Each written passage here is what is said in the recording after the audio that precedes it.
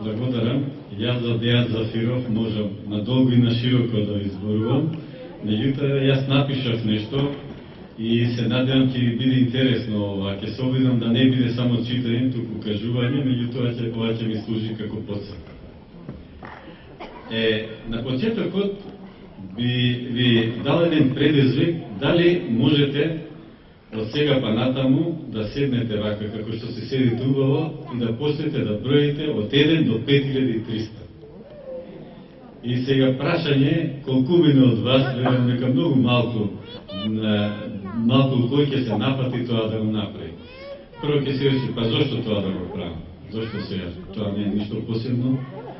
И замислите, нас на обичниве луѓе ни е тешко да седиме во удобно столче и да броиме до 5300, а на Дејан Зафиров не му е тешко да помине 5300 километри со велосипед.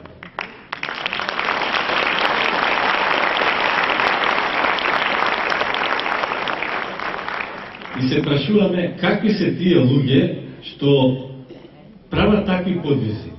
Јас Дејан го познавам уште можеби 12-13 години има наназад, кога беше сосема младо момче, и од тогаш имаше нешто посебно во него.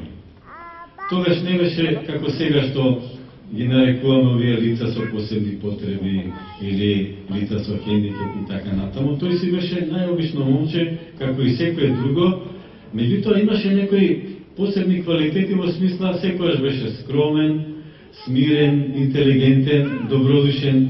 Народот за ваквите луѓе вели, овој ни на мравка не гази. И навистина еден од најдобрите луѓе што ги познавам. Кога разбрав дека му се случила несреќа во Франција, во која земјоделска машина му ја откинала едната нога, а другата нога едва лекарите му ја спасиле, навистина се разочарав, затоа што си го поставил прашањето зошто на добрите луѓе им се случуваат вакви лоши работи. Ако некој навистина е добар, тогаш добар е Дејан Зафиров. А што ги познам некои луѓе што не се толку добри, едноставно после поговорка за нив топ не ги бие, мува не ги лази. Едноставно напредуваат, немаат никакви пречки и несреќи во животот, а добрите луѓе им се случуваат вакви нешта. И сега некој ќе рече, па секој е зло за добро, и во секоја несреќа има нешто среќа, и рационалниот ум почнува да рационализира. И вели, па добро е, се му се случила несреќа на човекот, меѓутоа тоа е во добро е во странство што му се случило, таму добро ќе го обештета, па може би ќе има пензија до крајот на животот и така не ќе има некои екзистенцијални проблеми како ние другите што ги имаме. Меѓутоа да ви кажам ништо од ова. Значи Дејан не само што ја изгуби ногата, туку никакво обештетување не доби за тоа. И можете да замислите на човек што ќе му се случи такво нешто, колку лесно може да падне во депресија или да падне во агресија, едноставно да биде огорчен на животот. Меѓутоа Дејан толку во тој момент го свати овој настан, ова несреќа во неговиот живот како еден предизвик и реши да прави подвизи. И тоа не обични подвизи, туку подвизи што не може и здравиот човек, едноставно дури и спортисти, поголеми од него што биле во тој момент да прават такви подвизи и најпрво, како што беше кажано, помина 2000 км до Ница, таму кај што ја доживеа несреќата, потоа помина во Аргентина 3000 км, па 4000 км во Народна република Кина и на крај нели ова во Америка. И можам да кажам дека навистина откако му се случи оваа несреќа, тој се промени на позитива.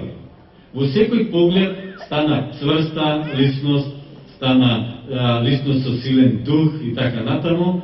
И кога ќе кажеме лице со хендикеп или лице со посебни потреби, какви посебни потреби? Ова не е никаков хендикеп, нема никаква посебна потреба, тоа е лице со едно кој не е ни депресивно, ни агресивно, туку импресивна личност.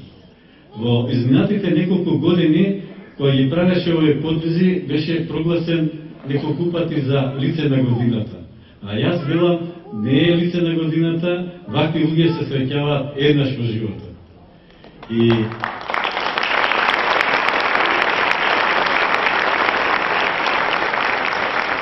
ваква личност е личност на нашиот живот, ако имаме можност да ја запознаеме.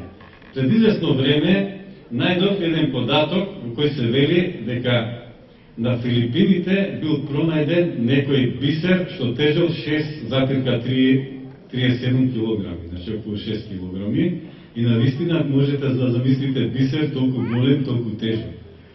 И веројатно е влезен во Гинисова книга на рекорди. Меѓутоа, јас тврдам дека тоа не е најголемиот бисер на светот. За мене најголемиот бисер е тука во Македонија и се вика Дејан Зафиров.